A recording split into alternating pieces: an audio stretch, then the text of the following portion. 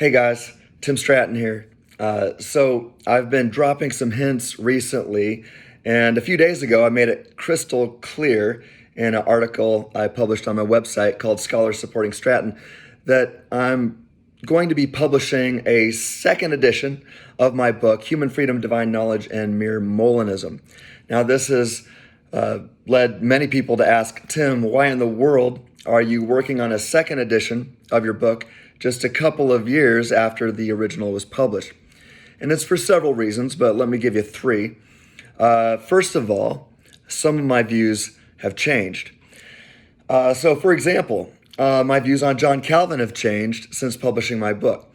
In my book, in the chapter focused on John Calvin, I looked at some of the passages that he wrote that would suggest that he was a divine determinist, that he believes that God determines all things related to salvation issues.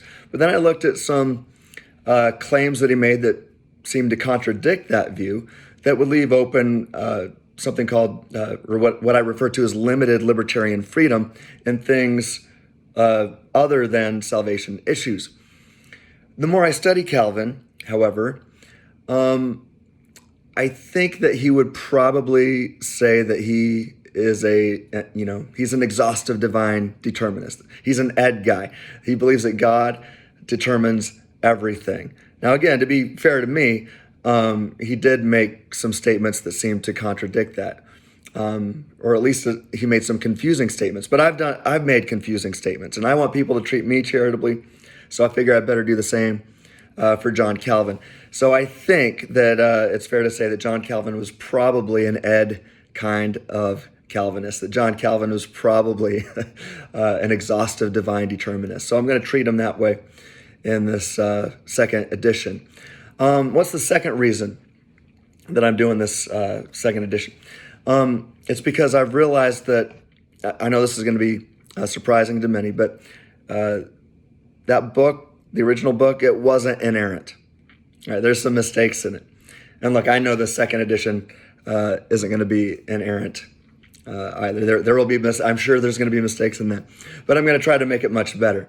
I found several mistakes that I need to fix and some other things that I need to tighten up and to clarify and to be more precise with. So for example, some definitions, some important definitions. I look at how I try to describe compatibilism in my book, and I'm not happy with it at all. I need to clarify some things and offer a better and more precise definition. And ultimately, I think that's going to make my case against compatibilism much better. So stay tuned for that, but I'm going to clarify some things related to compatibilism, and I apologize for any sloppiness that was there in the first book. That's going to be cleaned up. What else do I need to fix? I would say some arguments that I offered. The premises of these arguments could be tightened up. The structure of some of these arguments can be tightened up. I still think that every argument that I gave in the book, every conclusion that's there, I can still get to that conclusion. I'm going to make sure that we do it the right way. So I'm going to be cleaning up some mistakes. What's the third reason that I want to write this second edition? Well, it's because I've got so much more to say. Over the past couple of years, defending concepts in the book, even debating topics related to the book, I've realized that I have so much more to say on these topics, and I have more arguments to give, concluding that humans possess libertarian freedom, concluding that God does not causally determine or just even determine all things, that we have libertarian freedom, and that God is still sovereign over all things, even your libertarian free choices. So I have better arguments and more arguments supporting mere Molinism.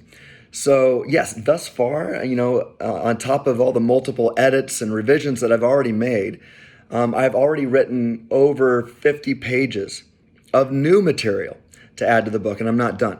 So, and this includes, like I said, more arguments. So I hope you enjoy the second edition. I'm looking forward to getting it out there. Now, with all that said, don't worry. The big ideas of the original book remain intact. The big ideas behind mere Molinism are not changing. But the second edition is going to be better, it's going to be bigger, it's going to be much more precise, and a much more powerful book than its predecessor. In fact, I'll tell you that several philosophers who are recently, I guess new to my work, have offered to help tighten things up for me.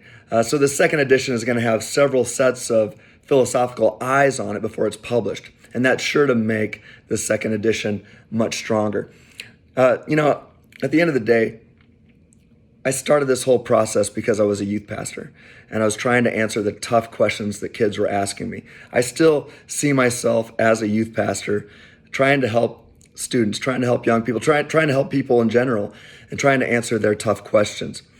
So look, I'm a theologian jumping into deep philosophical waters. And so because I'm swimming around in these philosophical waters, and I don't claim to be a philosopher, it's good to have several philosophical lifeguards, as it were, watching me swim in the deep waters and helping me out if I need it on occasion. So look, if you're a philosopher out there or a scholar in a field related to any of the topics in my book, let me know if you'd like to lend your philosophical eyes to this project and check my work, challenge my work, and even add to my work. If you do that, you'll get a footnote.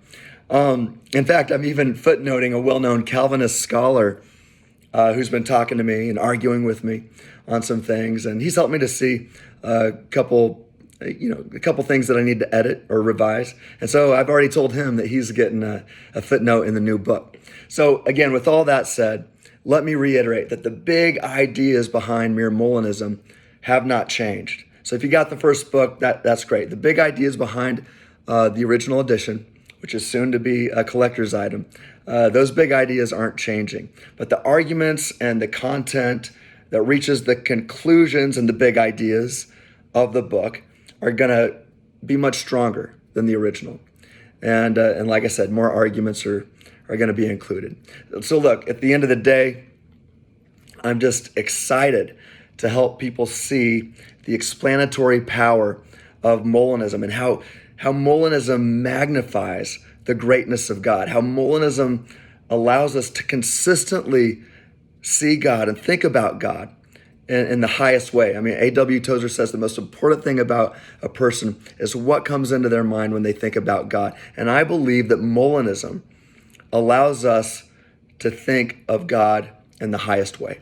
We have the highest view of God. And so I'm just excited. I hope this helps people. So Molinism allows us to consistently think of God and to see God as he actually is, a God who is perfect in power, a God who is perfect in love, and a God who is perfect in knowledge, right?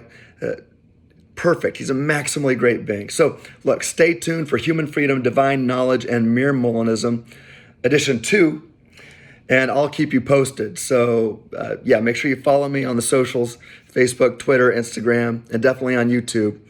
Subscribe to FreeThinking Ministries, and I will keep you posted there. So in the meantime, stay reasonable. I'll talk to you soon.